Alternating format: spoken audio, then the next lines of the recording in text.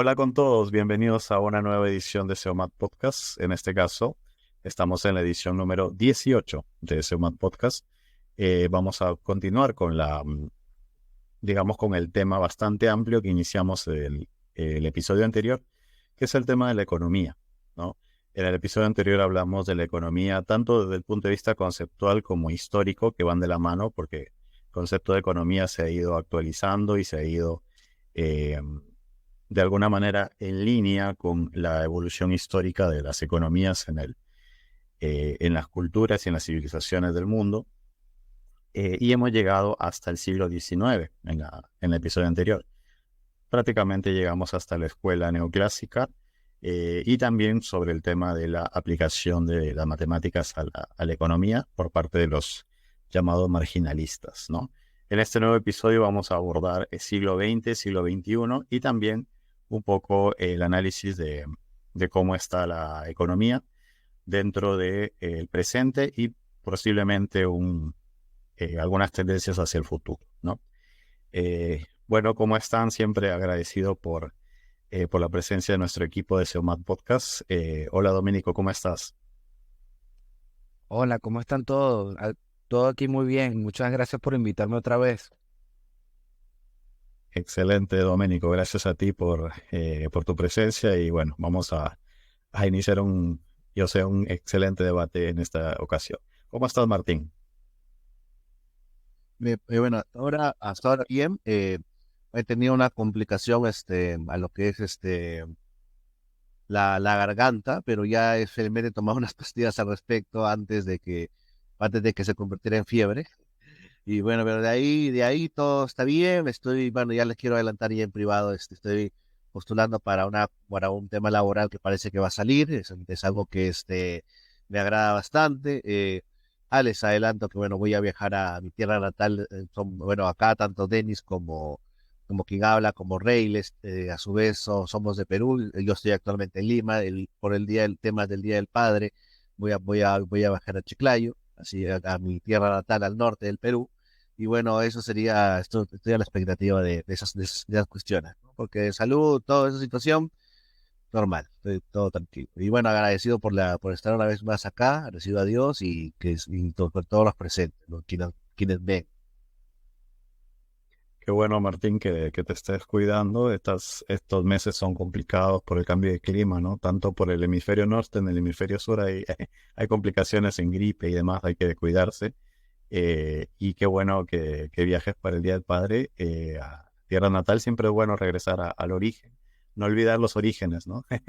Eh, Así como nosotros siempre hacemos los análisis de los temas desde el origen, siempre hay que tener presente eso, ¿no? La historia que tenemos cada uno. Bueno, entonces comenzamos. Como bien dijo Martín, bueno, o como señaló en estos días, pues ha habido complicaciones de salud, por ejemplo, por el lado de mi hermano Reyles, que no va a estar presente en esta nueva edición, porque todavía está recuperándose del tema de salud, pero bueno, gracias a Dios todo está mejorando. Y bueno, vamos a comenzar pues con la segunda parte de este tema tan interesante que es la economía, ¿no? Bueno, primero de todo, eh, como nos habíamos conversado, hemos llegado hasta el siglo XIX, ¿no? Hablamos de la escuela neoclásica y yo creo que es momento, antes de pasar al siglo XX, de hablar también del aspecto de lo que representó Marx, ¿no? El economista Carlos Marx, que bueno, es cierto que por un lado en Alemania se dio la escuela historicista, ¿no? Que fue como de alguna manera una crítica a la visión de la tradición anglosajona, de la escuela clásica, neoclásica, ¿no? Pero dentro de lo que se considera la escuela clásica, también está pues una, una obra muy, podemos decir, influyente en la historia de la economía y de la historia en general, que es justamente la obra de Carlos Marx junto con Federico Engels, ¿no? Y justamente una crítica a lo que en ese momento se venía dando como la gran expansión y desarrollo de lo que fue pues el capitalismo, ¿no? Eh, Ahora, ¿por qué se lo ubica dentro de la escuela clásica? Bueno, básicamente porque las herramientas y los análisis que hace de la economía van de la mano justamente con los autores de la escuela clásica. Eh, si tenemos que decir algún tipo de característica o de aporte que ha dado la obra de estos autores, principalmente de Carlos Marx, eh, ¿cuáles creen que consideran que son los principales aportes a la tradición económica y también, digamos, al análisis y entendimiento de la economía, eh, digamos, del mundo, ¿no? Martín. Bueno, a su manera, dentro de todo lo que pensamos unánimemente acá en SEOMAC Podcast sobre de Karl Marx, le da, a mí me gusta una conferencia que dio Dante Urbina, el doctor en economía, Dante Urbina Padilla, peruano, de que la escuela marxista hace énfasis en cómo el poder influye en la economía, cómo el gobierno influye en la economía. Y eso,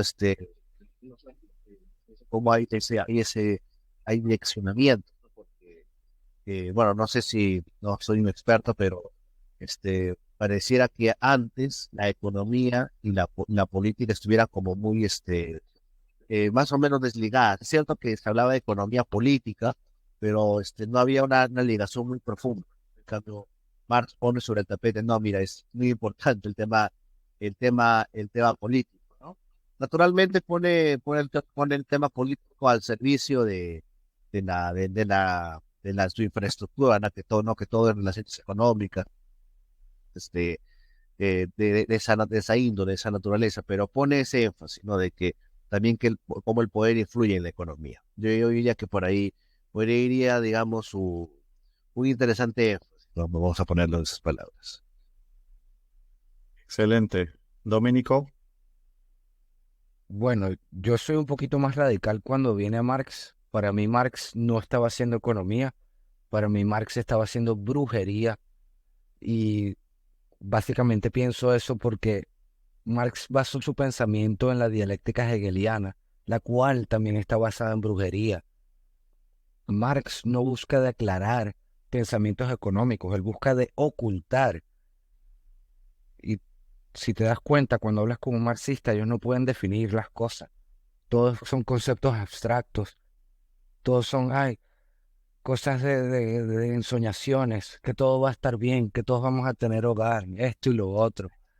Lo que sí te voy a decir de Marx, no solo de Marx, también de los fascistas, también de los nazis, a ellos les gusta emparejar a la verdad con una mentira. Cogen algo que es verdad, como por ejemplo, un jefe que explota a sus trabajadores. Eso me parece verdad. Mas, sin embargo, la mentira es la solución que él propone. Una dictadura del proletariado. Además, las predicciones de Marx todas fallaron. La gente, la gente no se convirtieron en comunistas de forma natural como él lo predijo, porque las sociedades, según él, iban en diferentes estados. Estaban las sociedades primitivas, después las sociedades evolucionan hasta llegar a la sociedad capitalista, y según él, al final ya todas las sociedades iban a convertirse en comunistas de forma natural, porque todos los obreros y todo el proletariado se iba a levantar e iba a soltar sus cadenas.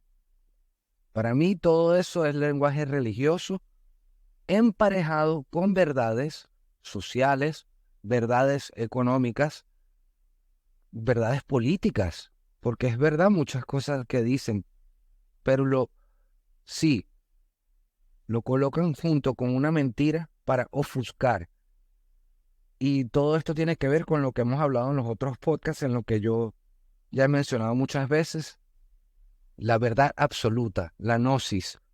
Ah, Hegel tenía una palabra, el saber perfecto, creo que lo llama Hegel. Lo voy a buscar aquí rápidamente. Pero sí, básicamente para mí, Marx personalmente es brujería, no es economía, y por eso hay tanta confusión. Pero bueno, no sé qué piensan ustedes. Excelente, de verdad que me parece una buena introducción también a relacionar las escuelas económicas con un sesgo que tiene de manera de querer explicarlo todo. No importa si es que esté bien o esté mal, realmente a veces hay como se dice, hay una arrogancia de decir, bueno, está bien porque, o sea, palabras más, palabras menos, está bien porque yo lo digo, ¿no? Porque mi análisis es superior, ¿no? Etcétera. Y sabemos pues que de alguna manera la ciencia no debe basarse en eso, tiene que basarse justamente en un método, en un desarrollo continuo y demás. Entonces, de hecho, eso también peca los mismos clásicos en general, de hablar de una mano invisible o de un modelo de competencia perfecta cuando realmente eso no se traslada ni al presente ni al futuro, ¿no? Y es un buen tema como para ampliar. Domenico. Simplemente quería decir que aquí traducen la verdad absoluta de Hegel como el saber absoluto. Entonces aquí está traducido como el saber absoluto. Si quieren buscar ese concepto, búsquenlo ustedes mismos en Google, pongan Hegel, Hegel, saber absoluto. Aquí tendrán bastante información que ustedes mismos pueden ver.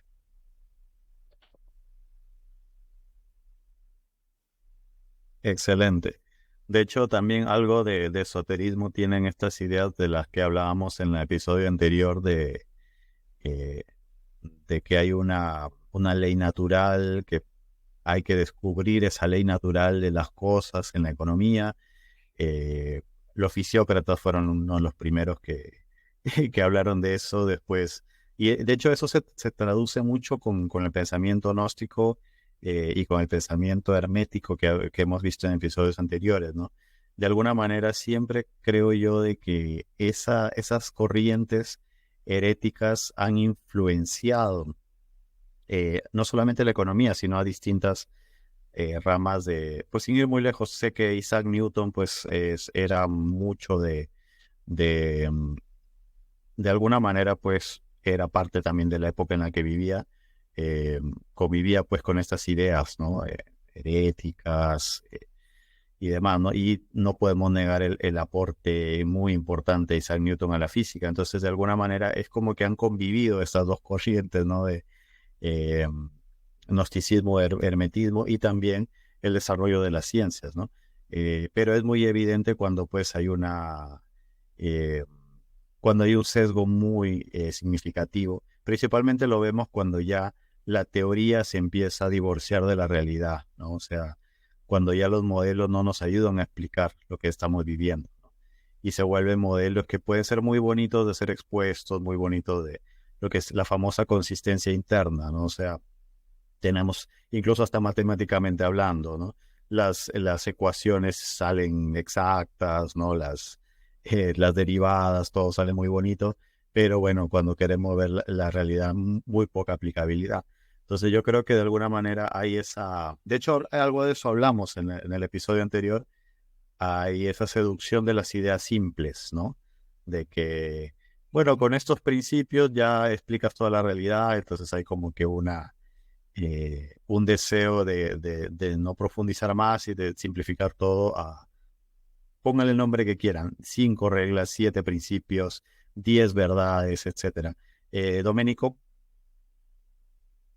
Sí, es que lo que estabas diciendo me recordó a cuando te enseñan en economía, las primeras lecciones de economía te enseñan la línea de la demanda, la línea de la oferta, y eso me recuerda sí, no me acuerdo quién fue el que estaba hablando de esto, si era Milton Friedman o era otro economista, pero el valor de las cosas en general.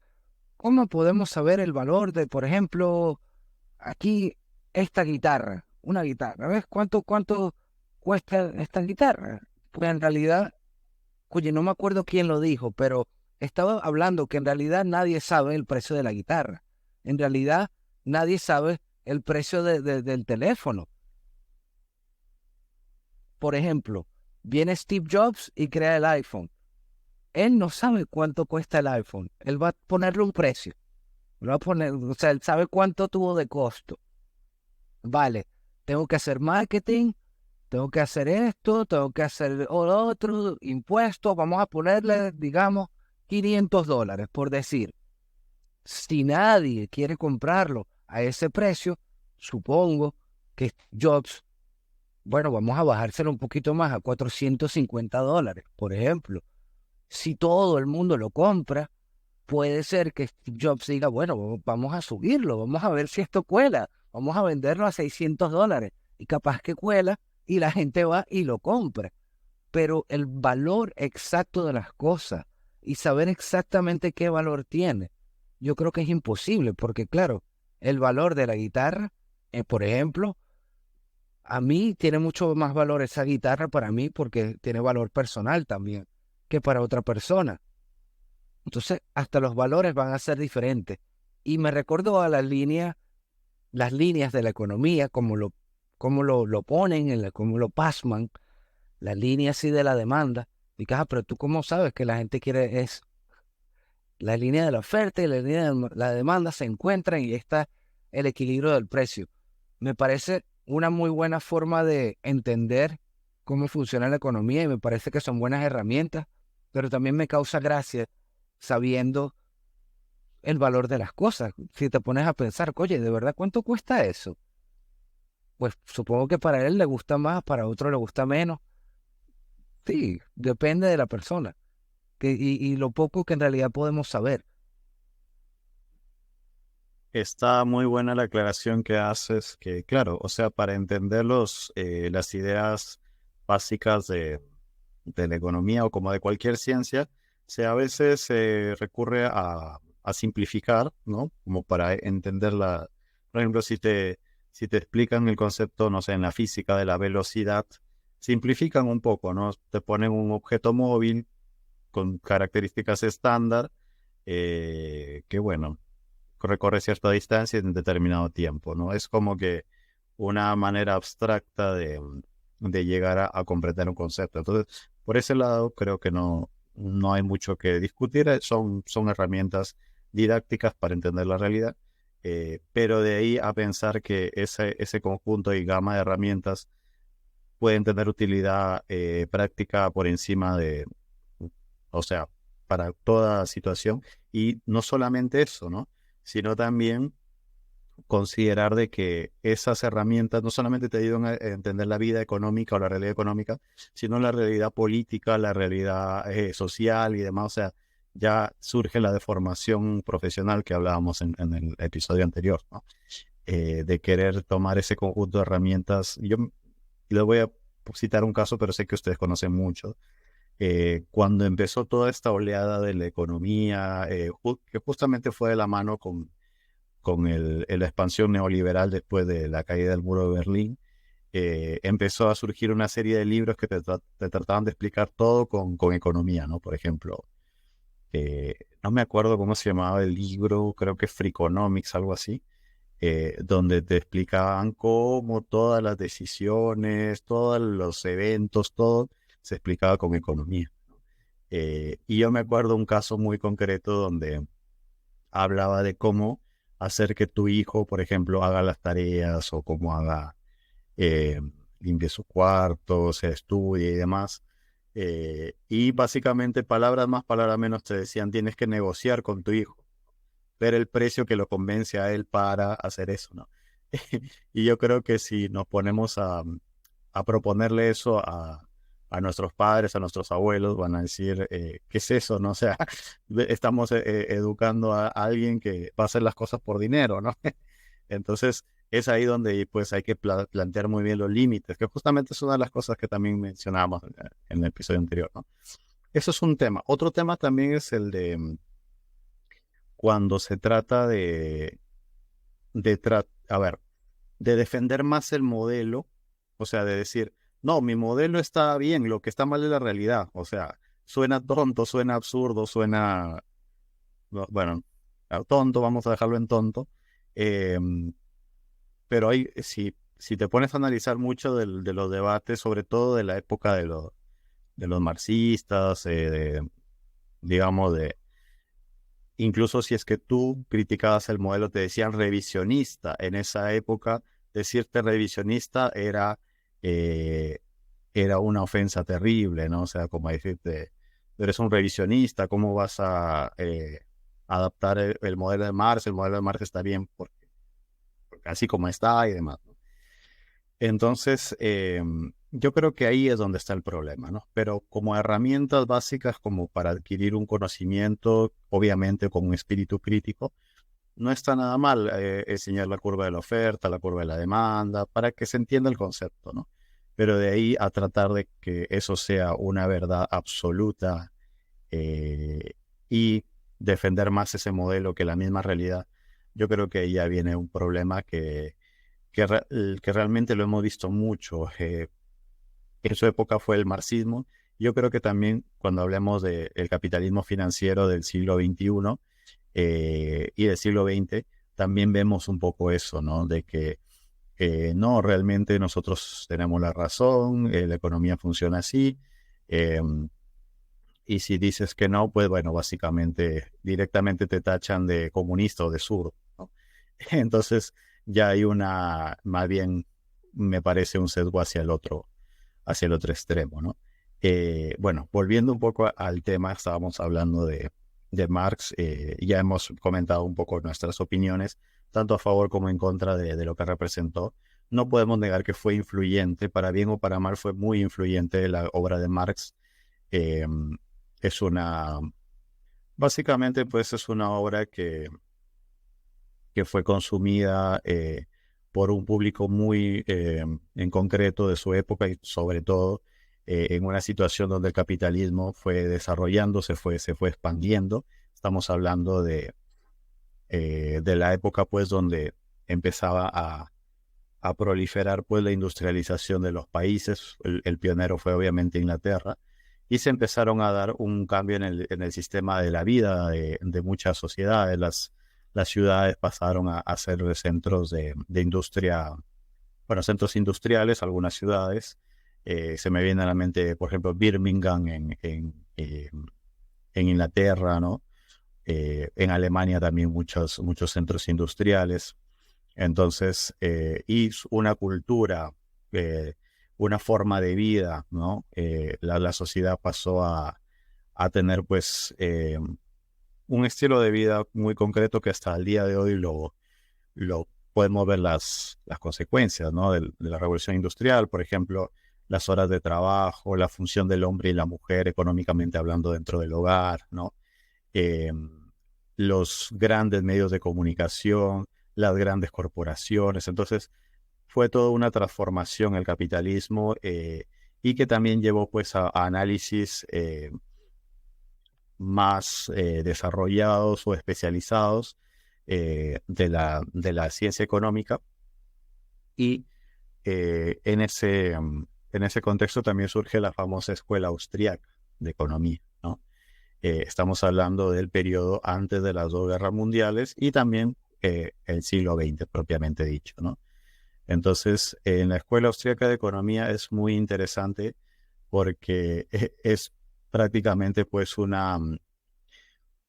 a ver, una corriente de la ciencia económica, donde básicamente, por ejemplo, Mises, uno de sus grandes representantes, Ludwig von Mises, define, por ejemplo, la economía como la ciencia de la acción humana. O sea, prácticamente llevaron el concepto de economía ya a un nivel filosófico absoluto de decir, no, la economía no es ni la redistribución de la riqueza, ni la administración, ni nada, sino que es la ciencia de la acción humana. O sea, ya llevaron pues la economía a a un rol de alguna manera absoluto y general, ¿no? De decir pues la ciencia de la economía tiene que abarcar todo lo que respecta a la acción humana. Entonces, y por si fuera poco, pues la escuela austríaca también representó una defensa, ¿no? de lo que ellos llaman el liberalismo económico a ultranza de alguna manera, ¿no? Porque prácticamente te decían que tiene que haber un estado mínimo, que un poco iba también en ese aspecto de la mano con lo que proponían algunos de los autores clásicos, ¿no? Libertad del mercado, eh, quitemos toda barrera arancelaria, que como ya también hemos mencionado en el episodio anterior, eh, beneficiaba pues a los países que ya se habían industrializado, ¿no? Aquellos que estaban en vías de industrialización claramente no iban a adoptar esas, al menos si es que querían completar su proceso de industrialización, no iban a adoptar esas políticas, pero se vendía eso, ¿no? De liberaliza todo, libre comercio, libre mercado, ¿no? Y parte de eso pues también fue defendido por los pensadores austríacos en contraposición a los pensadores marxistas o proteccionistas, ¿no? Entonces, ¿qué aporte podemos decir que representó la escuela austríaca dentro de todo este debate económico y cómo tiene de alguna manera mucha influencia hasta el día de hoy, ¿no? Domenico. Bueno, a mí personalmente me gusta la escuela austríaca, mas sin embargo no llego tan lejos como ellos, porque yo sí estoy preparado para usar el Estado para, ¿sabes? Por ejemplo, la misma empresa de Google, no sé si debería estar diciendo estas cosas, pero bueno, Estamos en una ciertas plataforma de Google, entonces creo que bueno, a mí me gustan las ideas de la escuela austríaca, más sin embargo, si hay corporaciones que se vuelven muy, muy, muy poderosas, muy corruptas, yo estoy más que preparado de usar el poder del Estado para hacer que esas corporaciones no tengan dicho poder, sea cual sea la corporación, no sé cuál corporación. Y excelente. lo que no sabía era, habían tenido tanta influencia. Porque, en mi opinión, yo pienso que la escuela de Chicago ha tenido más influencia. Aunque no sé de qué parte, no sé en qué época de la historia. Porque sí que es verdad que la escuela austríaca es más antigua. O no es más antigua. Bueno, no estoy muy seguro. Pero lo que sí sé es que la escuela de Chicago con Milton Friedman y toda esa gente, por lo menos en Chile, con Pinochet, tuvo influencia con Ronald Reagan, con Margaret Thatcher. Y, ¿sabes? De ahí son por lo menos 3 gobiernos. La escuela austríaca, el único gobierno que se me viene a la mente es el gobierno de Milei, y ese es de ahora. Pero en el pasado no se me ocurre ninguno en realidad. Los Estados Unidos un poquito. Pero ¿quién ha tomado sí, quién ha tomado el consejo de la escuela austríaca, así como lo ha hecho Milei, por ejemplo? Yo no conozco ningún ejemplo. Todos siempre han tenido un poquito de intervencionismo. Es más, quería comentar sobre India y cuando se libera India y compararlo con Japón, cuando Japón decide abrir sus puertas, porque cuando Japón decide abrir sus puertas en la era Meiji, saliendo de la era Tokugawa, ellos deciden hacer lo que estaba de moda en la época. ¿Cuál era la moda de la época del siglo XIX? Como tú muy bien comentaste, Denis, la moda era el libre mercado. Y efectivamente, los japoneses, viendo como ejemplo a los poderes europeos, se copiaron y dijeron, vamos a utilizar el libre mercado. Era la moda intelectual de la época. Todos los intelectuales somos del libre mercado. ¡Jo, jo! 100 años después, India se libera del Imperio Británico, y los intelectuales, que todos vienen de Oxford, todos vienen de Cambridge, todos son educados en Inglaterra, pero la moda era del intervencionismo. Nosotros somos los intelectuales que con nuestro genio vamos a centralizar el poder y vamos a hacer que India sea un gran país. Por supuesto, el tiro se le fue por la culata, porque India no llegó a ser lo que es sino hasta ahora. Esto es reciente, lo que vemos ahora de India, que está saliendo adelante como una potencia, pero esto no fue así cuando ellos se liberaron en un principio. Y bueno, sí, eso es lo que yo pienso. ¿Qué piensan ustedes? Realmente es también un tema de debate muy importante y tiene que ver justo con la escuela austríaca. Cuando la escuela austríaca y los principales pensadores promovieron el Estado mínimo, ahí es donde surge el debate de cuál es el rol del Estado en la economía, ¿no? Bueno, no es que surja porque siempre existió, pero de alguna manera le da una actualización a ese debate, ¿no? Entonces, y yo creo que es un debate que podemos plantear, ¿no? ¿Hasta dónde debe llegar el Estado, ¿no? Dentro de la economía e incluso de la vida económica de las personas, ¿no?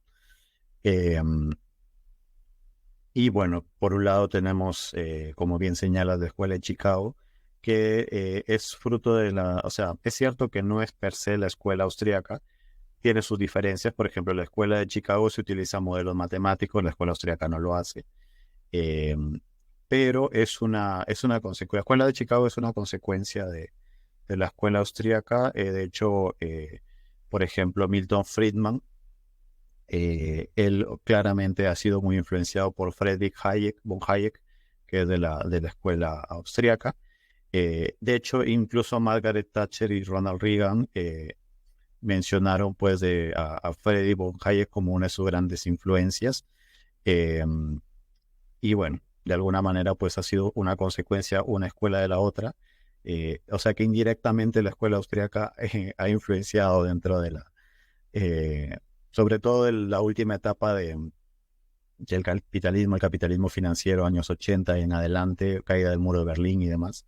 Entonces, indirectamente, pues ha habido una influencia, pero justamente cabe preguntarse, ¿no? Esto que vemos que es influyente, ¿qué tanta validez tiene, al menos en el terreno práctico? Antes de hacerle la pregunta a Martín sobre el rol del Estado en la economía o de la política, eh, me gustaría comentar algo. Es cierto que Japón fue adaptando la cultura, o sea, imagínense pues un país que fue descubriendo la cultura occidental en todo su esplendor. Realmente fue para ellos un gran, por decirlo así, fue un gran auge de la cultura de Occidente en Japón, junto con las ideas liberales, junto con todo lo que tiene Occidente, ¿no? La tradición europea, que me parece que es un buen momento para aclarar que en el episodio anterior no es que hayamos negado la tradición y el aporte que tenía Europa eh, para la sociedad, para el mundo, sino que tratamos también de decir algo que a veces poca gente conoce, ¿no? Que es el aporte que han tenido algunos cultivos o algunas tecnologías del Nuevo Mundo, ¿no? En particular, ahora que estamos hablando de Japón, Japón claramente se adoptó mucho de los avances que tenía, sin ir muy lejos, la industrialización. Yo creo que es uno de los grandes Japón ha sido uno de los grandes exponentes de la industrialización que nació en Inglaterra. O sea, ha sido como que uno de los grandes alumnos digamos, de esas enseñanzas industriales. Sin ir muy lejos, en los 80 todo pintaba para que Japón sea la primera potencia mundial, desplazando a Estados Unidos en términos de industria. Eh, entonces, bueno, antes digamos, de pasar al tema del rol del Estado en la economía, me parece que es importante tomar en cuenta eso, ¿no? De que realmente la tradición europea, para muchos países, la adopción, aprendizaje y aplicación de esa tradición ha representado un desarrollo económico sin precedentes, el famoso milagro japonés, por poner un ejemplo. Eh, y bueno, realmente Japón es cierto que se popularizó mucho el libre comercio, pero es un poco como algunos políticos que su discurso es de izquierda, pero gobiernan con la derecha. Bueno, Japón es cierto que se popularizó mucho el libre comercio, pero el Estado japonés influyó mucho en el desarrollo económico de Japón. Eh, Muchas políticas del Estado japonés, pues, permitieron que Japón, lejos de renunciar a una industria, sino que hizo que se hiciera más potente esa industria. Dentro de todos estos ejemplos, contexto histórico y demás, de cómo podemos hablar o qué podemos decir sobre el rol del Estado en la economía. Doménico, estás Simplemente muteado. quería, que simplemente quería decir por ejemplo, yo sí creo que, como tú muy bien estás diciendo, lo de Japón, es una decisión política, hasta tener el llamado ese libre mercado. Porque imagínate que, ajá, vale, yo soy el presidente del país. Ok, yo quiero un libre mercado, pero hay muchos delincuentes en la calle, muchísimos, está lleno de delincuentes, todos lados. ¿Qué pasó entonces con mi libre mercado? Nadie quiere abrir la tienda. El restaurante cerró, el otro cerró. ¿Por qué? Porque todos los días le van a robar. Yo tengo que tomar ahora esa decisión política para limpiar las calles de todos los delincuentes, para que no haya más delincuentes. Ah, mira, el restaurante está abierto, abrieron una pizzería, una tienda. Entonces, en ese sentido, o sea, yo pienso que sí, es imposible que no sea una decisión política lo que tú vayas a hacer en términos económicos, porque, otro ejemplo, tenemos nuestra ciudad muy bonita, todo es perfecto, tenemos un muro muy grande, pero dejamos un hueco en el muro y todas las noches se meten los bárbaros y nos roban todo. Pues no, ahí se fue nuestro mercado, ahí se fue. ¿En dónde están? Pues los bárbaros, se los llevaron los bárbaros. Tenemos que tomar una decisión política para cerrar el muro entero, proteger toda la ciudad. Y ahora, mira, sí, ahora vamos a disfrutar de nuestro mercado. Pero si no se toman esas decisiones del nivel político, pues yo no sé cómo va a pasar entonces. Bueno, porque sí sé que algunos ultra libertarios piensan que todo puede ser a través del mercado, ¿no? Pero en esa forma, ahí yo no estoy de acuerdo, porque si le vamos a hacer una policía privada, entonces solamente los ricos, o sea, los ricos van a tener mejor policía que los pobres, si toda la policía es privada, o sea, es algo normal. No sé, ¿qué piensan ustedes?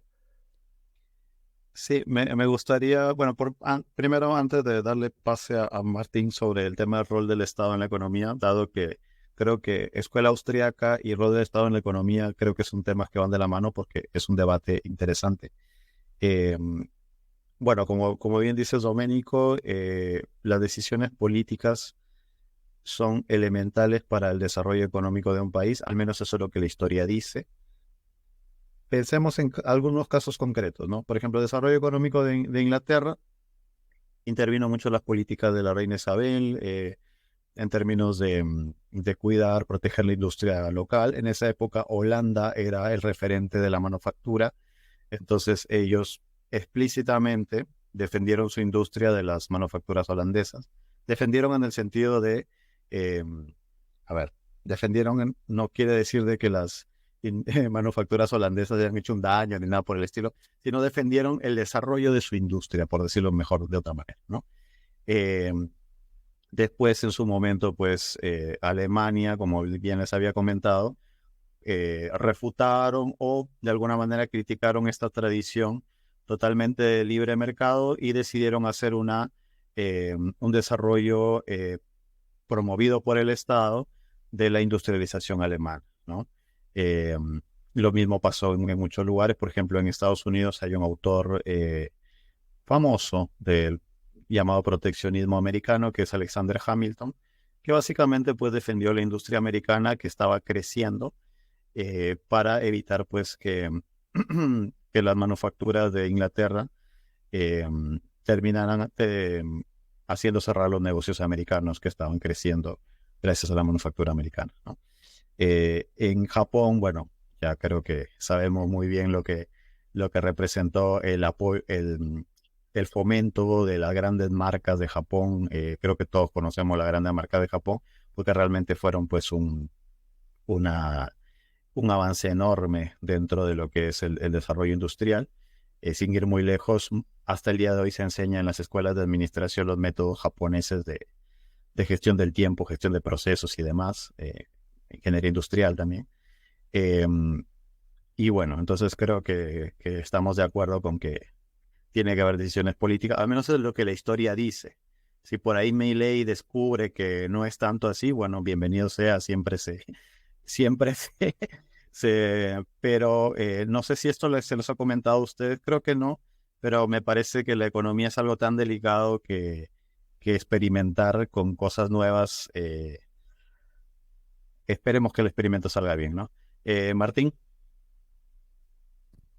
Bueno, sí, antes de responder a tu pregunta, Denis, sobre el rol del Estado en la economía, yo quiero responder a una cuestión previa, que es básicamente el aporte de la Escuela de Economía de Austríaca, la Escuela Austríaca de Economía, perdón, al tema de la economía, o a las ciencias sociales en general.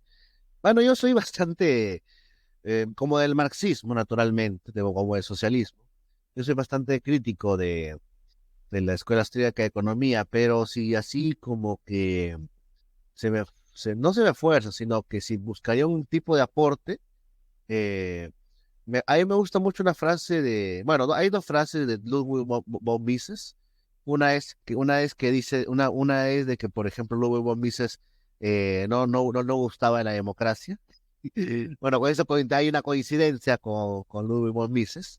Y la segunda es, me gusta mucho esta frase que dice, algunos izquierdistas creen que el mundo comunista que el mundo comunista funcionaría bien si la gente buena estuviese a cargo. No se dan cuenta de que por definición la gente buena no quiere controlar la vida de los demás. Y pienso que, haciendo como una reflexión más de antropología filosófica, los primeros podcasts que estábamos haciendo, claro, o sea, eh, uno ve en la política puro pura gente que no sabe lo que está haciendo, pero quiere controlar la vida de los demás, o sea, y no controla su propia vida, ¿no? Como el afán, como el apetito de control, ¿no? Que es algo que psicológicamente está diagnosticado que es algo errado, ¿no? Es algo que es una tendencia desordenada del hombre. Entonces, claro, la escuela austríaca llega al punto de no criticar o no ponerse en el supuesto que ya ha dado Doménico, de qué pasaría si una empresa fuera muy poderosa. Y bueno, hay un filósofo que trata de combinar catolicismo con escuela austríaca de economía y dice, bueno, en este caso, la empresa tiene toda la potestad. Gabriel Zanotti, un argentino, filósofo. Esa empresa que tiene bastante poder tiene toda la potestad de hacer lo que desee. Creo que no se trata de eso tampoco. Entonces, o sea, de lo que considera más conveniente porque es el libre mercado y todo eso. Y yo considero de que, yo considero que va más por ahí el tema de su aporte, ¿no? Y también si vemos en el lado estrictamente económico, claro, o sea, uno tiene que valorar la iniciativa privada, el hecho de que no interfiera mucho el Estado, pero a nivel microeconomía eso me parece válido. A nivel macro ya es otra cuestión. A mí me gusta mucho, a pesar de que sea marxista, un politólogo, Santiago Armesilla Conde, tiene un canal de YouTube. Y él dice algo muy interesante. Él es muy crítico de la escuela austríaca por obvias razones. Y él dice, a lo mucho, la escuela austríaca sería válido para temas de microeconomía o para microeconomía, porque la macroeconomía es en el fondo geopolítica. Y me parece algo más válido, me parece algo más valedero porque él daba el ejemplo de que Estados Unidos no tendría otro destino si es que no hacía las conquistas de México, porque México ahí hay oro, petróleo, todo ese tipo de recursos que luego apareció Rockefeller, luego apareció Morgantown. Claro, o sea, ahí va la cuestión, ¿no? O sea, ellos aparecieron después de una decisión política, más específicamente geopolítica. Doménico. Bueno, nada, que quería comentar que lo que estaba diciendo Martín, que yo también sí creo que macroeconomía básicamente, sí, eso es geopolítica, básicamente. Y es y es que se parece muchísimo, por más que lo quieran disfrazar como que no. Lo otro que sí quería mencionar era que, bueno, antes en el principio del podcast hablamos de que, por lo menos, yo soy de los que piensan que el marxismo pone una verdad y la empareja con una mentira. La verdad, macroeconomía básicamente es geopolítica. Oye, sí, sí, de verdad que estoy muy de acuerdo con eso. Ahora, la mentira, con recursos naturales como el oro, vamos a hacernos ricos. Yo ahí no estoy de acuerdo. ¿Por qué? Soy venezolano. Hay mucho petróleo en Venezuela. El oro negro, somos pobres. Nigeria, lo mismo. Suiza no tiene petróleo. Japón no tiene petróleo. Cuando uno produce manufacturas, vas a producir más dinero. Si yo tengo una mina de oro, la mino, la mino, y te vendo el oro, vale, hiciste buen dinero, está bien, pero vamos a poner ese oro en microchips, cuyo microchip lo vamos a poner en este ordenador y te lo vamos a vender ahora a este precio que es mucho más caro que solo simplemente una monedita de oro, porque ahora el uso industrial que se le está dando a la materia prima le ha añadido un montón de valor y ahora sí te voy a sacar dinero. Un gringo, o sea, un imperio americano, va a conquistar más de forma económica al mundo vendiéndote un carro Ford. Necesito hierro, necesito cobre, necesito aluminio. Sí, vamos a comprarlo a esta gente de ahí, de donde sea, de África, de Sudamérica, de donde sea. Ah, que los mineros los están explotando. Ese no es mi problema. A mí qué me importa, yo ni siquiera soy de aquí. Me venden el cobre, me venden el hierro, me venden lo otro a precio barato.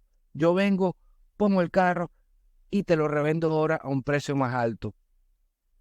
Ahí pienso yo que sí van a poder construir un imperio, hacer mucho dinero, pero simple y llanamente a la forma antigua, como lo hacían los romanos o como hizo el imperio español, que se encontró una pila de oro en el Nuevo Mundo.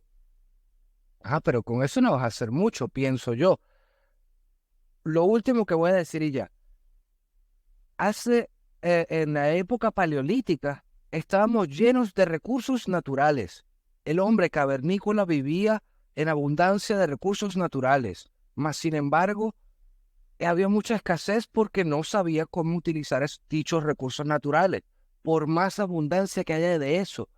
La Grecia antigua, por su proximidad a Egipto, por su proximidad a Babilonia, se puede hacer más civilizada y más rica en comparación con los ingleses de la misma época, que vivían, tú sabes, como unos primitivos. Claro, están muy lejos de los centros de la civilización y no tienes ni idea de cómo manejar esa abundancia de materia prima que tienes ahí.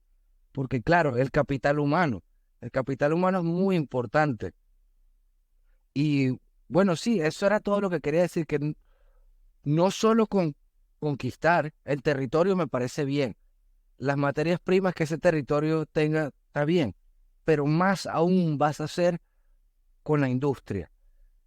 Y sí, también creo que es verdad que la geopolítica y la macroeconomía de verdad que son casi lo mismo. También eso yo creo que es verdad. Eso era toda la aclaración. Excelente. Bueno, de los aportes que han dado, me parece que viene también el debate de la microeconomía y la macroeconomía, ¿no? ¿A qué me refiero? Donde, por ejemplo, ¿no? Después de la crisis financiera, la última, se hablaba de los modelos macroeconómicos microfundados. ¿A qué se refiere? De que los modelos macroeconómicos resultaban como una derivación de modelos microeconómicos.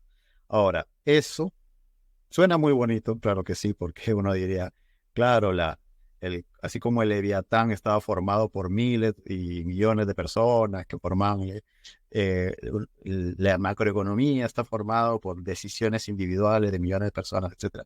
Pero no, realmente en la práctica, la separación de la macro, entendiendo el rol y las características únicas que tiene, ha representado pues justamente políticas económicas de desarrollo prácticamente en todos los casos de industrialización. Martín. Sí, claro, yo quería mencionar lo antes dicho en el anterior podcast, justo en el anterior podcast, de que a mí me gustó mucho una frase tuya, Denis, te voy a citar. Tú dijiste, ni estructuralistas ni individualistas. Esto quiere decir de que la persona, el hombre, responde a un contexto, naturalmente, que colectivamente o individualmente, me refiero el hombre colectivamente con otras personas o individualmente él solo por su brillantez, eh, puede aportar algo o incluso superar ese mismo ambiente, puede, es una posibilidad. Eh, y por eso es de que, pero lo más común, pero a eso voy, lo más común es de que justamente respondan al ambiente en el que estaba, ¿no? Rockefeller, Morgenthau, todos ellos respondieron a un ambiente de Estados Unidos donde tenía petróleo. Y no se puede entender Estados Unidos que tenía petróleo sin las conquistas que hizo en México. Entonces, a ese era mi comentario. Entonces, naturalmente, yo soy de la idea de que quien tiene el poder es en realidad hay dos tipos de poder para mí, solamente dos tipos de poder. Ya estoy hablando como politólogo, voy 2 veces en el día que digo esto, no estoy hablando hablar como politólogo. Para mí hay dos tipos de poder: la fuerza, la capacidad del más fuerte, y el uso y la capacidad del uso de la tecnología. A veces se nos olvida de que el dinero es tecnología, porque transfiere riqueza, está transfiriendo riqueza. Entonces, para mí, esos son las dos fuentes de poder. Sí, ahí está, las dos fuentes de poder. Claro, o sea, pero y específicamente aterrizando en el tema de Estados Unidos, no se le quita la brillantez que puede tener Rockefeller, Morgenthau, bueno, con sus lados oscuros, que ya luego ojalá algún día hablaremos sobre eso, pero eh, respondieron a un contexto, tenían sus ideas y aplicaron ese poder que tenían, naturalmente, con un ambiente que era propicio, ¿no? Luego, ¿qué rol debe jugar el Estado con respecto a la economía? Yo prefiero llamar gobierno, que el gobierno es el mando de una sociedad, de una comunidad, quien está al mando, quien está a cargo, y sus decisiones son vinculantes, o sea, es decir, no es que un grupo diga esto y es vinculante nada más para los del grupo, no, se decide, todo el grupo humano que está ahí, valga la redundancia, se aplica la decisión de lo que está en el mando. Y yo considero de que en sí debe ser darle seguridad, darle educación, darle salud a quienes están dentro, pero ¿cómo se brinda esto? Necesitas tener una fuente digamos, de una fuente no sé si llamarlo recursos, pero una fuente de económicas. Necesitas una fuente económica y no hay mejor para eso que tener industria. Una industria que naturalmente no es como acá quiso hacer Juan Velasco Alvarado, que Petroperú, Pesca Perú, todo le empezó a estatizar. No, no, no se trata de eso acá. Se trata de que nosotros podemos aportar a esta comunidad, que le puede aportar al mundo. Y de eso hacer una industria. Justamente ayer acaba de hablar con un ingeniero de químico, es un ingeniero químico, y me dice, y me citó un autor, luego le voy a pedir la referencia, decía de que hablaba de Perú, decía de que si todo el Perú aprovechara hiciera industria, es decir, industria, con respecto, si todo el Perú hiciera industria con respecto a los alimentos que se puede sacar de absolutamente todo su territorio, alimentaría al mundo entero. Eso es poder, eso es poder. Y, y naturalmente el proteccionismo es, en este contexto, por proteger cualquier entrada de otro tipo de alimentos del extranjero. Y para así desarrollar una industria que luego se aplicará el libre comercio, porque el libre comercio es yo te doy algo por otra cosa. Naturalmente sin trueque, con dinero, ¿no? Pero el comercio es eso. Como a veces cuando los que hablan mucho de libre comercio dicen, sí, libre comercio, ya, pero ¿qué le vas a dar al mundo? Yo nada más, ¿qué le vas a ofrecer? ¿No? O sea, tu buena voluntad, tu buena gana, no. Eso es algo bien concreto, es algo bien específico. Entonces, yo consideraría de que, yo considero al final al politólogo, como dice el politólogo Marcelo Gullo, de su teoría de la subordinación fundante, el proteccionismo y el libre comercio son estrategias. Cuando quieres ofrecer algo pero no lo tienes bien desarrollado, proteccionismo. Cuando ya lo desarrollaste, libre comercio. Ahí creo que se resume todo en la posición que yo tengo con respecto del gobierno y la economía. Excelente, Martín. Me has hecho acordar también a Frederick List, de la escuela historicista, que dice algo muy interesante, ¿no? Dice, pongamos el ejemplo de un país que no sea, a ver, lo voy a decir en términos graciosos, que sea bueno para nada, o sea, que no tenga ningún tipo de recurso, digamos, superior al de otros, tampoco tenga una educación sobresaliente ni nada, sino que simplemente sea pues un país que no sobresale en nada, pero tú quieres hacer una política que llegue al proceso de industrialización y hacerlo lo potencia. Entonces, Frederick List dice algo muy interesante que tiene que ver con lo que acaba de decir Martín. Dice, primero hagan libre comercio. Y uno dice, ¿por qué?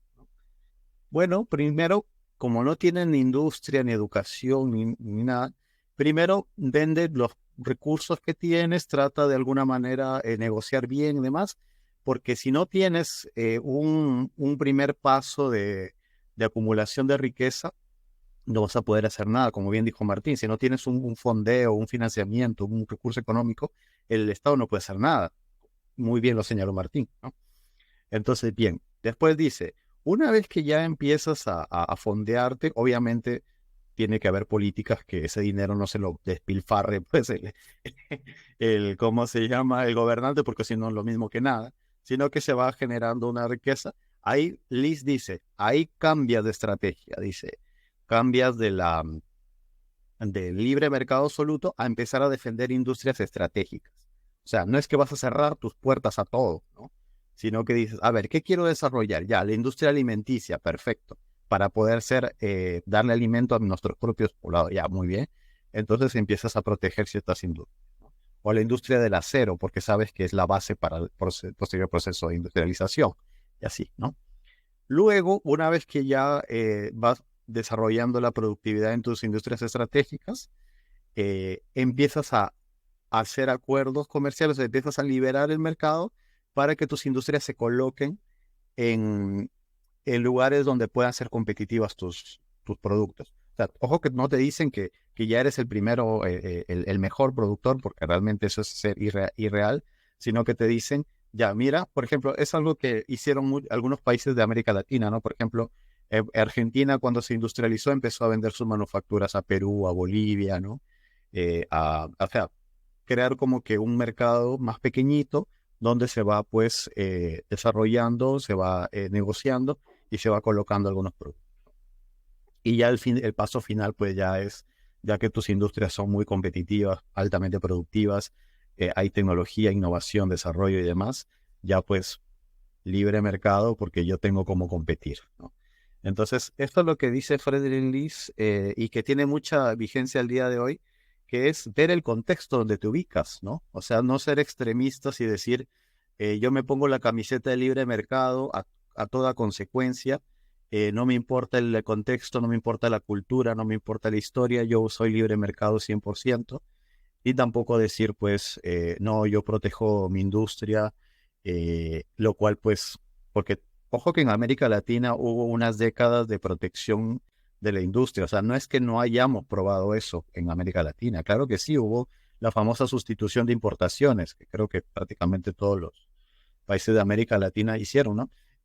Pero con eso no basta, con el proteccionismo a ultranza no basta, ¿no? Porque ahí hay un margen para la corrupción, un margen eh, para empezar a subsidiar industrias que no tenían nada de productivas, que más bien se volvieron más improductivas de lo que ya eran, ¿no?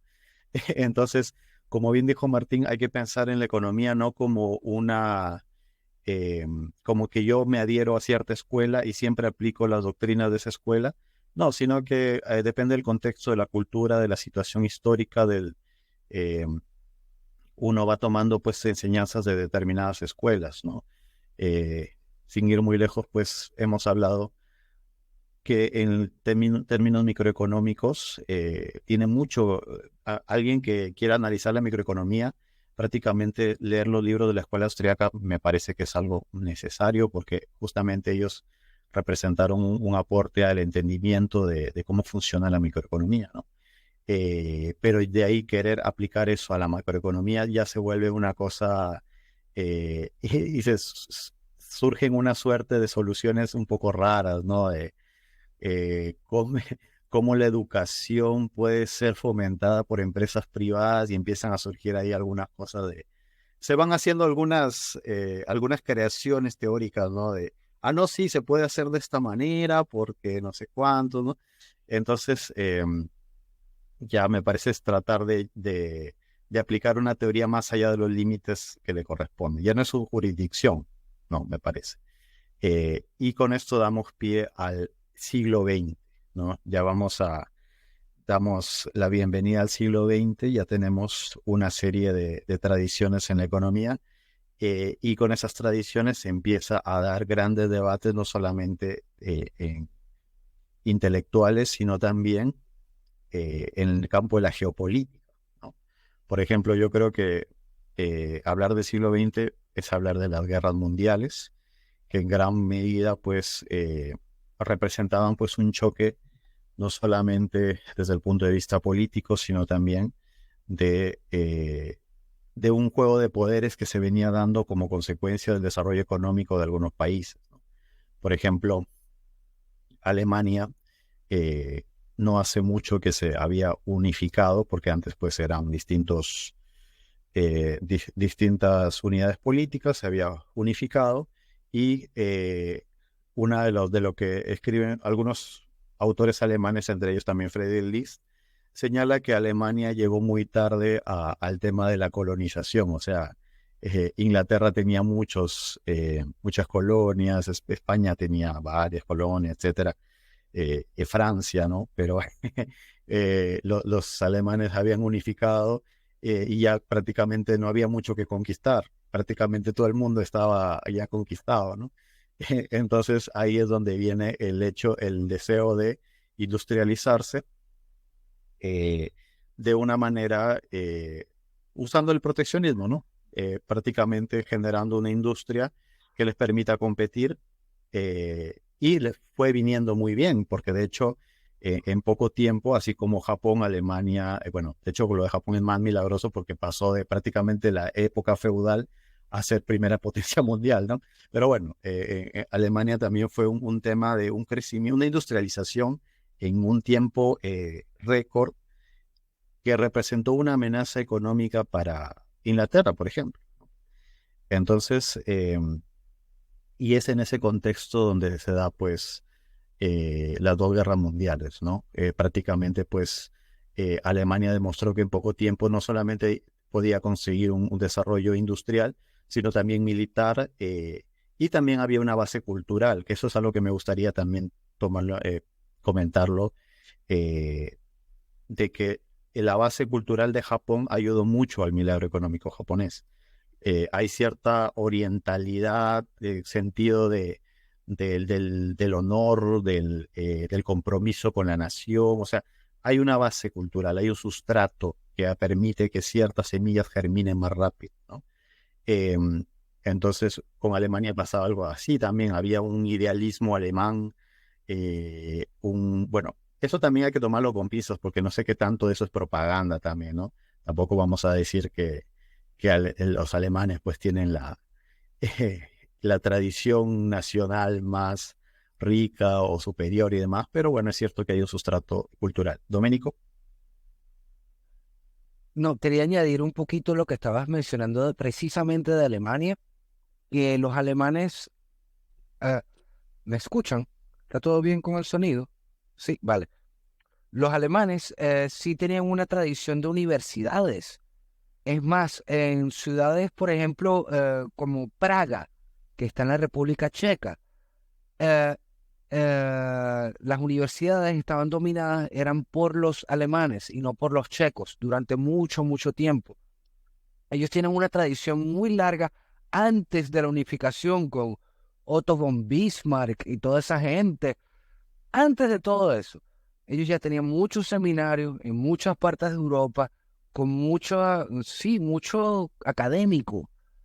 Es más, creo que la imprenta en Europa fue un alemán para imprimir cosas en alemán de la época. Aunque no estoy muy seguro de eso. Habría que, yo creo que sí, pero no estoy muy seguro. Tendrían que también ayudarme un poco a chequear. Yo creo que sí.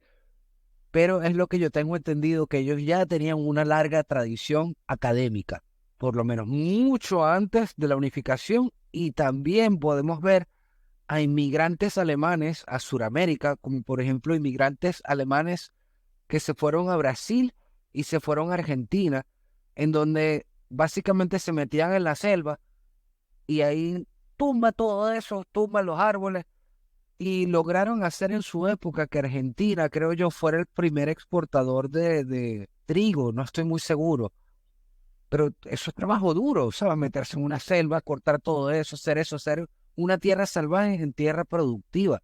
Aunque claro, hoy en día seguro nos preferiríamos la selva que la agricultura por motivos ecológicos, pero hay que reconocerlo, que son gente industriosa y son gente que tiene una tradición académica muy, muy larga. Obviamente no todos los alemanes, pero sí, sí bastante. Y me imagino que los japoneses también deben tener una cultura también bastante industriosa de la misma forma.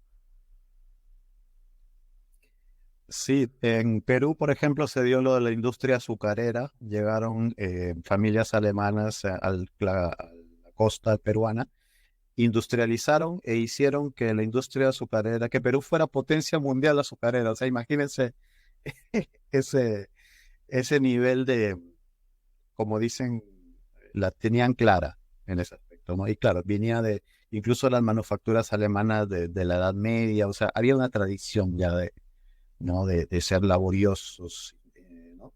Un poco también lo de Japón, ¿no? Japón también tenía esa tradición de ser muy perfeccionistas en lo mínimo, en lo pequeñito, ¿no? Ahí viene sintoísmo, ¿no? El sintoísmo, pues, cuando el famoso ritual del té, ¿no? Que no cualquiera hace el ritual del té, ¿no? Sino que tiene que poner la mesa de una determinada manera, los, las acciones tienen que ser precisas, ¿no? Y se valora bastante eso. Por ejemplo, el otro día había visto una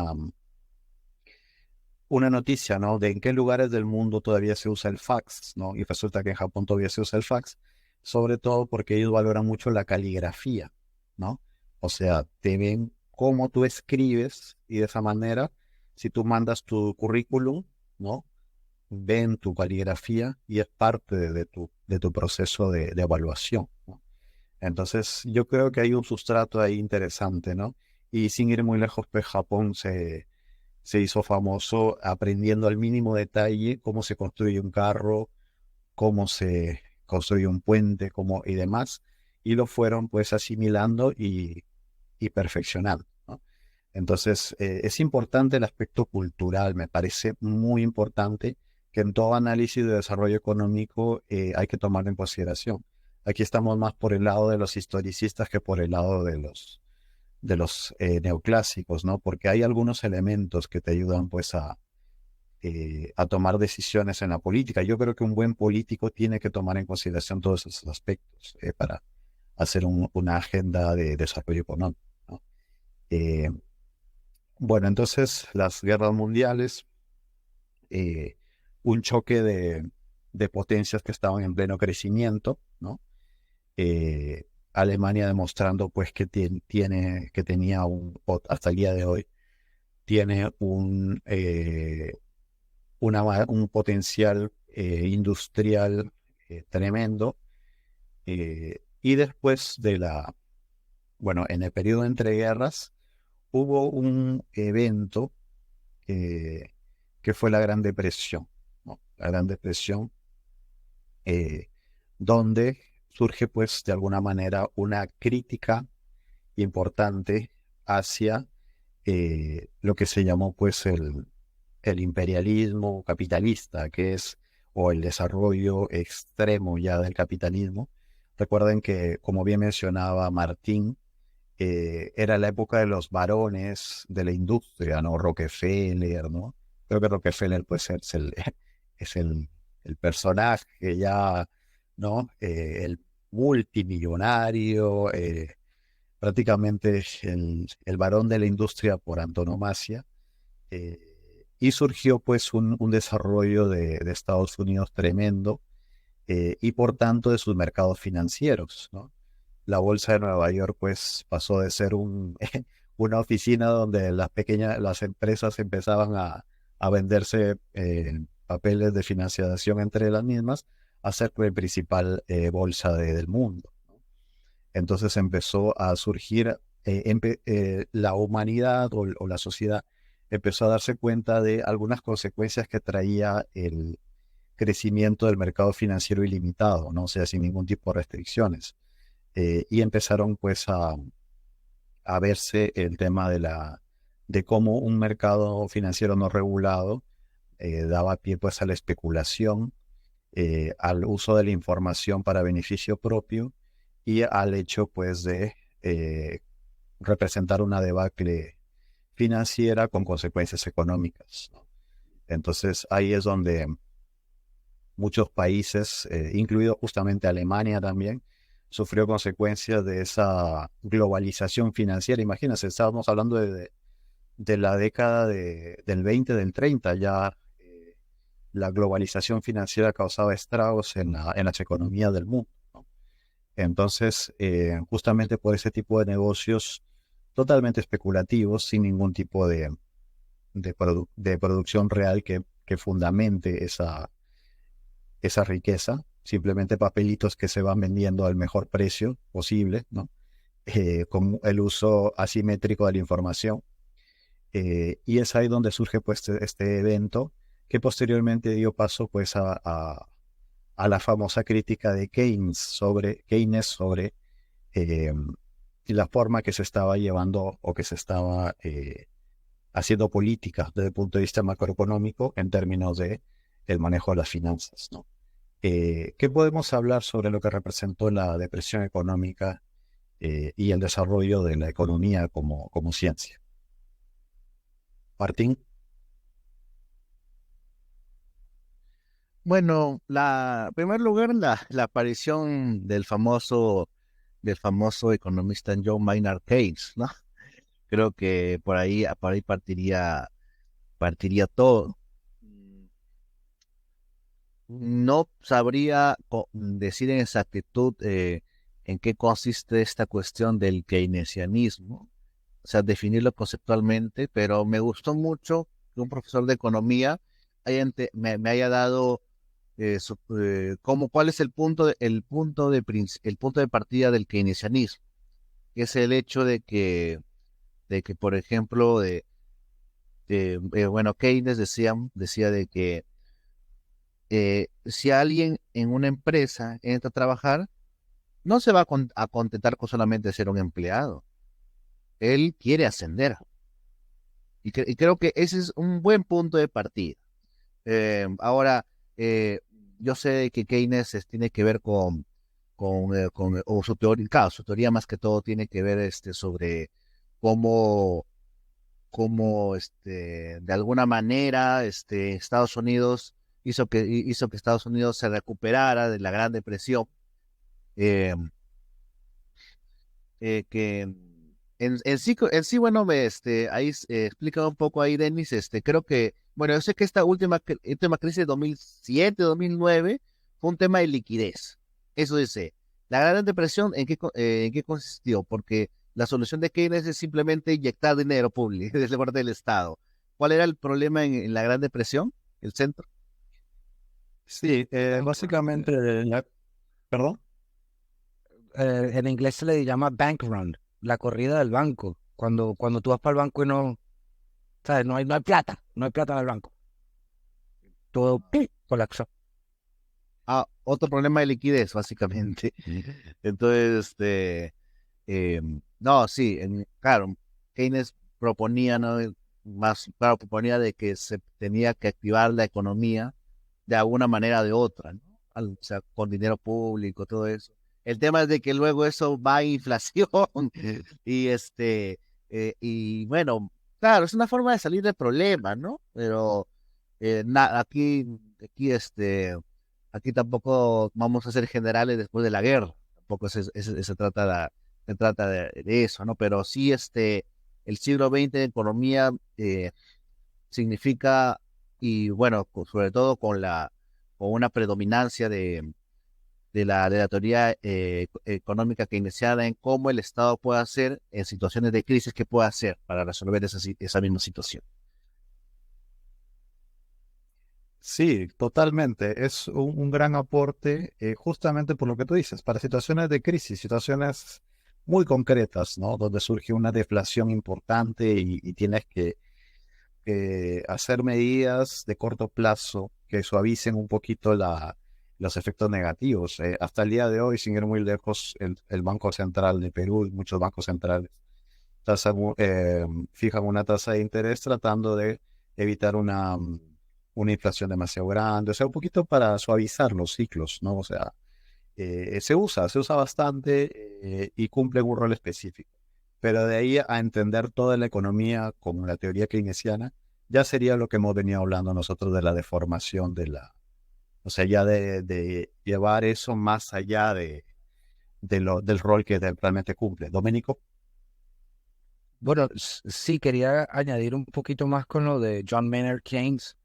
Gracias a él y a Franklin Delano Roosevelt, el presidente americano, FDR, como dicen los gringos. Los gringos llaman a Roosevelt, ellos dicen FDR, FDR. Y Keynes marcó el principio del intervencionismo del Estado en la economía. Lo que recuerdas que te estaba mencionando lo de India, que la moda, cuando India se independizó, la moda era intervencionismo y centralismo del Estado. Mucho de eso tiene que ver gracias a Keynes y a lo que en inglés llaman el New Deal, the New Deal, el nuevo paquete de FDR, de Roosevelt. Entonces Roosevelt con su nuevo paquete intervino en la economía, más sin embargo, la liquidez de los bancos, el hecho de que los bancos no tenían la plata para dársela a la gente, en realidad no fue resuelto por el gobierno, en realidad fue resuelto por JP Morgan, JP Morgan, y con el conjunto de otros bancos privados que ellos pusieron la liquidez en el sistema para hacer eso. Como consecuencia, el gobierno dijo, wow, esto es muy malo, esperemos que más nunca pase, vamos a poner medidas, vamos a poner regulaciones, claro, para que los mismos bancos, si llegara a pasar otra vez, no tengan que solventarlo, sino que va a ser el gobierno quien lo va a solventar. Y bueno, nada, que quería hablar también, hay gente que dice, no sé con tanta certeza sea esto, pero hay gente que dice que Keynes basó su pensamiento económico en los pensamientos de los fascistas, básicamente usando una combinación dialéctica entre la libertad del mercado, total, total control del mercado, pues bueno, uno opuesto, el otro opuesto, síntesis, antítesis, vamos a mezclarlo y vamos a hacer una mezcla de un poquito de control, un poquito de libertad. Supuestamente no te lo puedo confirmar, pero es algo que sí me han dicho. Y no sé ahora si podemos hablar un poquito del pintor austríaco. Claro que sí, pero mencionándolo como el pintor austriaco porque, bueno, ya saben cómo es la plataforma, ¿no?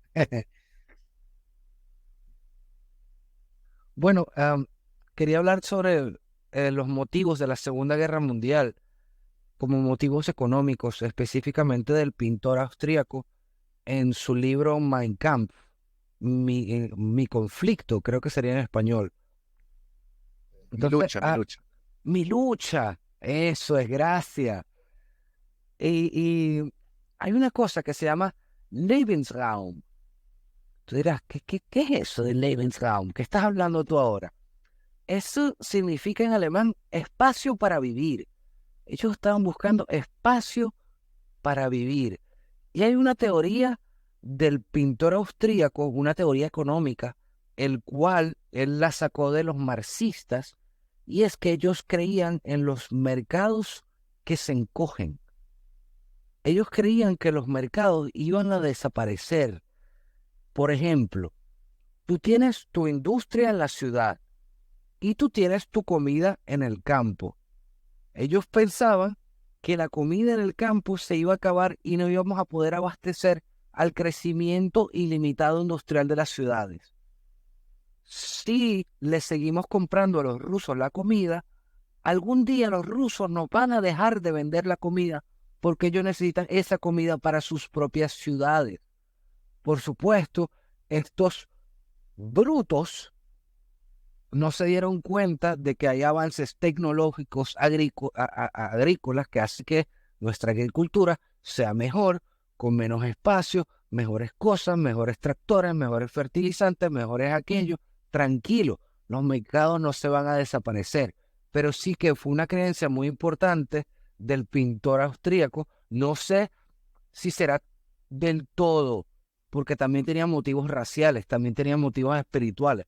Pero una de las grandes cosas que a él le preocupaba, y fue muy explícito en eso, fue el concepto de Lebensraum, espacio para vivir, o sea, para tener tus productos agrícolas, o sea, tu tierra agrícola, para tener también esclavos, porque ellos querían usar esclavos, porque esa tierra que iban a conquistar en el este, ¿qué vamos a hacer ahora con esa gente? Pues los esclavizan. Eso era otra de las cosas que él quería hacer. Y sí, sí, Martín. Una breve acotación. En la en la Segunda Guerra Mundial, cuando las fuerzas la fuerza de la Alemania dominada por la esvástica, vamos a llamarlo así, entra a territorio, bien, sí, Denis, bien, esos alemanes entran a Ucrania y a esos territorios, eslavos, si no me equivoco, son eslavos.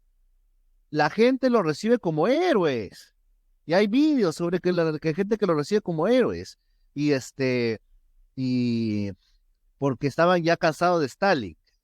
Y bueno, claro, los nazis, perdón, los del Partido de la Esvástica, ya aunque que no se noten los del Partido de la Esvástica, tenían hay varios subgrupos, ¿no? Pero la oficialidad del Partido de la Esvástica simulaba un cristianismo, incluso hablaba de un cristianismo positivo, pero en realidad eran unos esotéricos hasta decir basta.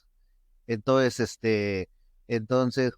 lo que muchos hablan en estrategias militares ahora, teóricos de la estrategia militar, militares que se han escrito libros, es de que esos territorios eslavos debieron ser utilizados por Alemania en contra de Stalin. Pero como tú dices, Doménico, como lo veían como esclavos, entonces lo reprimieron más. Ese fue un factor clave para que los soviéticos retomaran. Porque si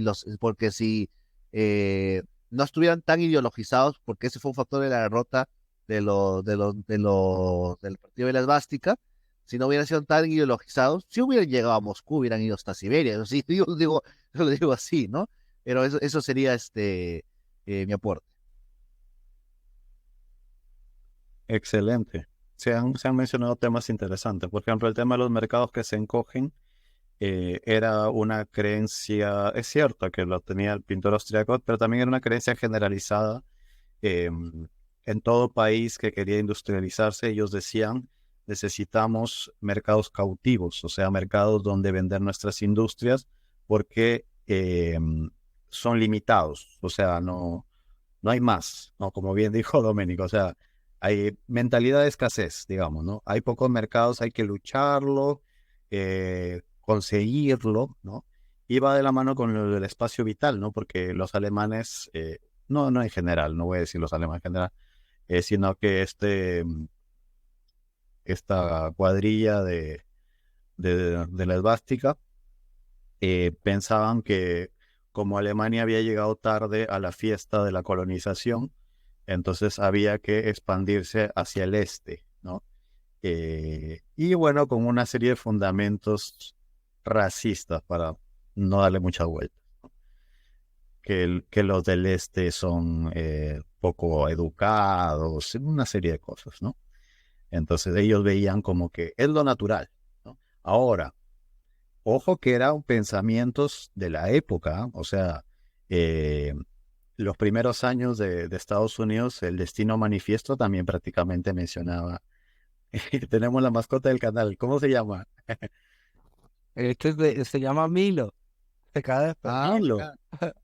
Milo, sí. Bueno, saludamos Ya a se la mascota fastidió. del canal. Eh, bueno, entonces creo que claro, es cierto que era muy errado, al menos la historia le dio totalmente refutó esas teorías, la ciencia también, pero era bastante un pensamiento común de la época. En Estados Unidos los que creían en el destino manifiesto creían que América Latina eran subdesarrollados incluso de manera natural, y por tanto pues ellos iban de que ellos sean la potencia industrial y América Latina sean el mercado cautivo, era lo más natural del mundo. Y no tenían tapujos en decirlo y en escribir sobre eso, ¿no? Eran otras épocas, como se dice, ¿no? Y bueno, como bien dijo pues Doménico, la tecnología demostró lo contrario. Eh, sí, claro. Por ejemplo, acá Martín estaba escribiendo que los consideraban como subhumanos, ¿no? Tanto el destino manifiesto de los americanos frente a los de Hispanoamérica como los de la esvástica en relación a los eslavos, ¿no? Doménico, No sé si Latinoamérica, o sea, bueno, sí, Latinoamérica entera, incluyendo los brasileros y a todo, a todo. No sé si seremos, ¿cómo se dice? Un mercado cautivo de los gringos. Más sin embargo, no me sorprendería que en particular dos regiones se conviertan en potencias mundiales en el futuro, dos regiones de Latinoamérica en específica. Una es México y la otra es Perú. Y no es porque, no es cosa rara, simplemente viendo un poquito de la historia. Antes de que llegaran los españoles, a mi parecer aquí eran esas dos regiones las que mantenían las potencias de su época. Después llegan los españoles y el imperio español pone sus centros de poder justo en esas regiones otra vez. Entonces volvemos otra vez a ser la potencia del imperio. Y puede ser que otra vez, cosa del destino, una vez más lleguen a ser otra potencia mundial. Acuérdate, antes de que empezamos el podcast, estábamos hablando un poquito de la geografía. Y yo creo que la geografía juega un papel. Definitivamente hay una posibilidad muy grande, en mi opinión, que sí, que en el futuro definitivamente hay una posibilidad muy grande de que Perú sea una potencia mundial. sí, de hecho Martín lo menciona muchas veces y me parece que está bien hacerlo porque hay un potencial productivo enorme geopolíticamente hablando, ni qué hablar, pues, ¿no? La posición es estratégica, muchas cosas realmente. De hecho, eso da, por cierto, a los que nos están escuchando, eh, va a haber una segunda parte de la tradición imperialista del Perú, vamos a profundizar un poco más. Compréndanos que en una hora no se puede decir todo, o sea que vamos a hacer extensiones, por ejemplo, en 2 capítulos de economía, claramente no vamos a abarcar todo, vamos a seguir posteriormente en otros envíos profundizando algunos temas. Eh, bueno, entonces, de hecho hay muchas cosas de las que hablar, por ejemplo, ya antes de pasar a la siguiente fase, que ya es el tema de Guerra Fría y cómo se llama neoliberalismo, mencionar que claro, siempre, como se dan cuenta, terminamos hablando de los alemanes en los podcasts, y no es por nada porque, como bien dijo Doménico, eh, tienen una tradición desde tiempos inmemoriales de educación y han escrito sobre todo, ¿no? Tanto para bien como para mal, ¿no?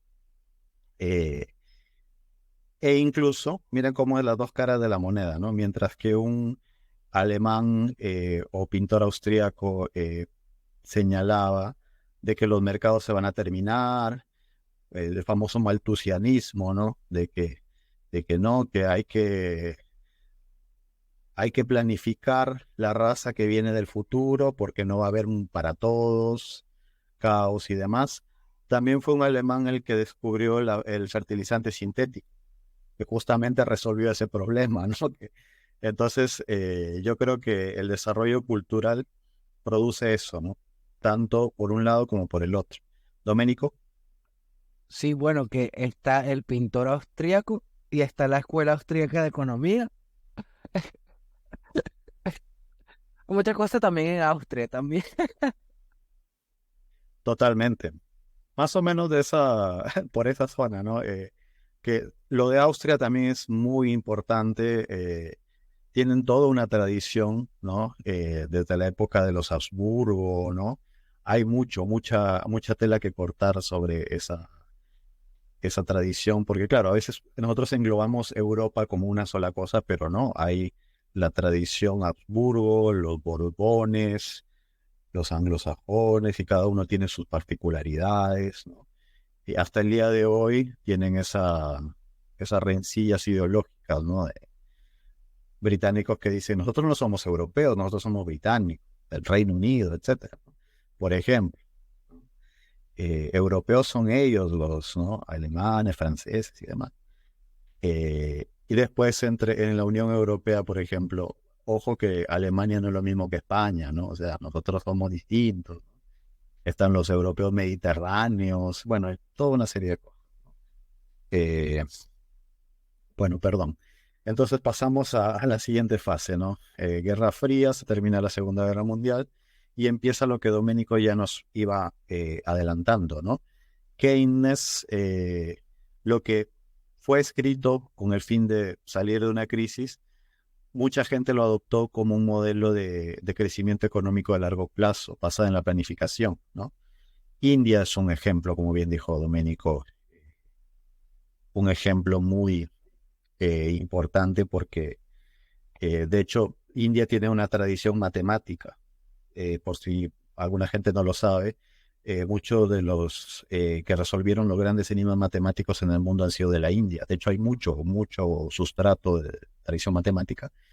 Y mal llevado, pues hizo que muchos planificadores indios dijeron, bueno, vamos a aplicar las matemáticas y vamos a planificar toda la economía. Bueno, ya sabemos cuáles son las consecuencias de eso. Es como Rusia, también Rusia tenía esta tradición de la matemática, del ajedrez, de la planificación. Entonces ya pues llevarlo al extremo también generó pues una perversión, ¿no? Doménico, Lástima que Reyles no está aquí, porque ahora que estamos llegando a este punto con la Guerra Fría, los rusos, los chinos, que me encanta hablar de los chinos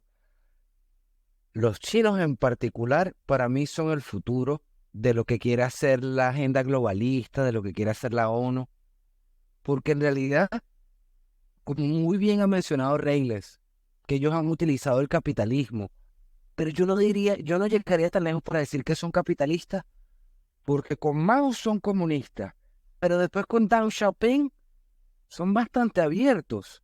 Y yo creo que Deng Xiaoping lo que logra es esa mezcla entre los dos sistemas. Pero claro, si yo hablo mal del partido, olvida tu empresa. Si yo me opongo a la agenda del partido, olvídate de tu mercado. Hasta te pueden desaparecer, como le pasó al fundador de Alibaba, Jack Ma. Tú sabes que lo desaparecieron. Lo desaparecieron. Y después reapareció. Y él, cuando reapareció, estaba diciendo, no, es que el Partido Comunista es lo mejor que hay. No, no hables mal de... No, claro, si te desaparecía.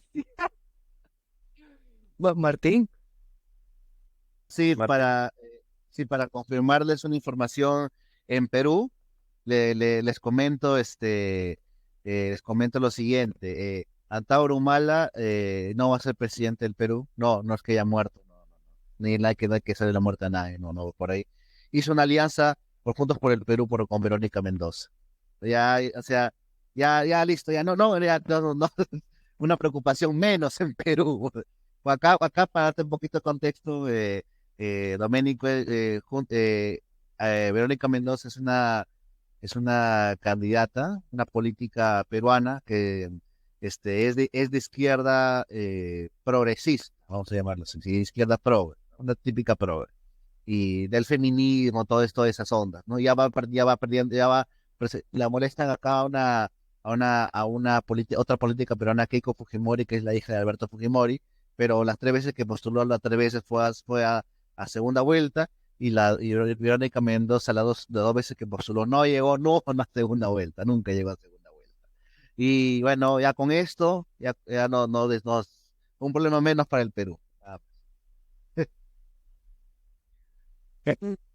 Toda, como toda mala noticia para la izquierda, creo que es una buena noticia para nosotros, ¿no? Eh, Para el Perú, igual, para el Perú. claro, para el Perú. No, yo creo que para América Latina en general, porque es como una pandemia, como una plaga, ¿no? E infecta a un país y a veces infecta al país aledaño y así. Eh, Creo que quedó claro la postura que tenemos sobre eso. Doménico, No, que sí, que imagínate un Perú, o sea, potencia libre y cómo eso le pudiera afectar después a Venezuela también.